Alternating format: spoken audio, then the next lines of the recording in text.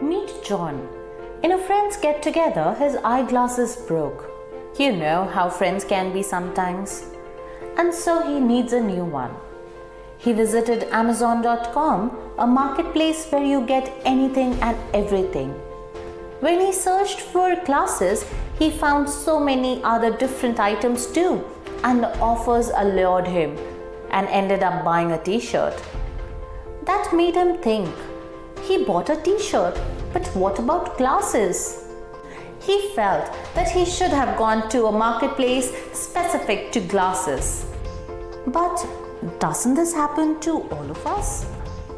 In a marketplace, we get everything under the sun, and maximum number of the times we deviate from the actual requirement. But who is at the maximum loss in this pattern? The seller. This video is for building a niche specific marketplace where the competition is just limited to the same industry. Give sellers a fair chance of competition. Think niche marketplace. Think TRooTech.